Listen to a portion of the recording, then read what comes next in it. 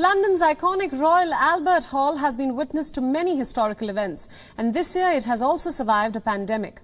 The prestigious cultural events venue turns 150 years old next year, and grand celebrations are now being planned with a bevy of famous musical performances. Here's a report. The day following the coronation wound up with a grand ball at the Albert Hall. Have you had me given the opportunity? This landmark venue has seen some of the most iconic performances over a century. From Nina Simone to One Direction, the stage has hosted many stars. Fred, give Joseph a little bit more left. Its halls have rung with applause and tears for great artists.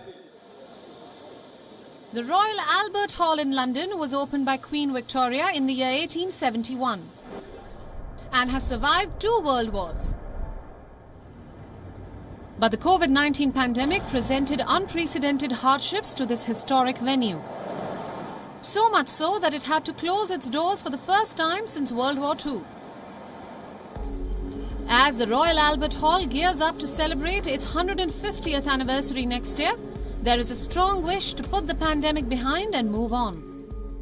I'd have to say the most exciting thing so far is I think it's at the other side of the pandemic. That's the first thing.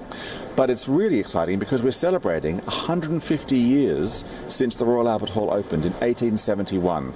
And this place is amazing. It's for Britain, it's for the world. I mean, artists from across the world have played here over its last 150 years. And celebrating that, looking to the future, is a really, really great thing to be involved with.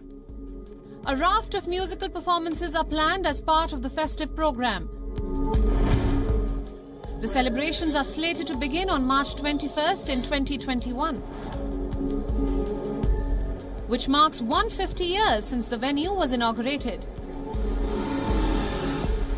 The birthday concert will be titled A Circle of Sound, and the spectacle will be headlined by award-winning composer David Arnold, the man behind the unforgettable background score of the James Bond films. It's only going to be, the Albert Hall is only going to be 150 once. And you think maybe the next time they'll do something, it might be 175 or 200, I don't know. But, this is a time to celebrate something so special. To be a part of it is what I always wanted. It's like when you come into this place, you feel like you want to stay here. You feel like you want to be a part of it because what happens here goes straight to your heart, and you go away with the feeling that something wonderful has just happened. The celebrations will continue till 2022 and will see legends like Eric Clapton and Patti Smith take the stage.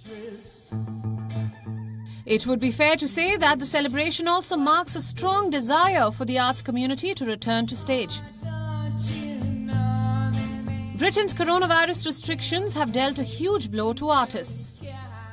I've sensed this recently with some of the dancers coming back into the studio. They're so grateful to be there. They're so much more loving what they're doing, and I think this will be the same for audiences. The audiences can't wait to get back to a live experience, and maybe we've taken it for granted in the past a bit, and I feel we're going to be so grateful for it, and that's going to stay for quite some years. I think we're going to really remember how we felt when we couldn't see a live show and we couldn't have that shared experience between performers and audience.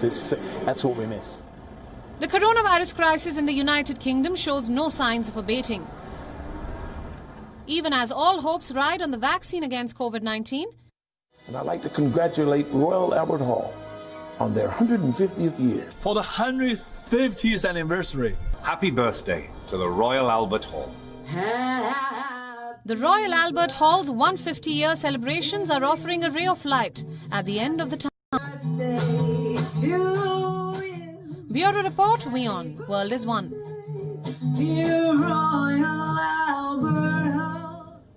Co-presented by Skoda, simply clever.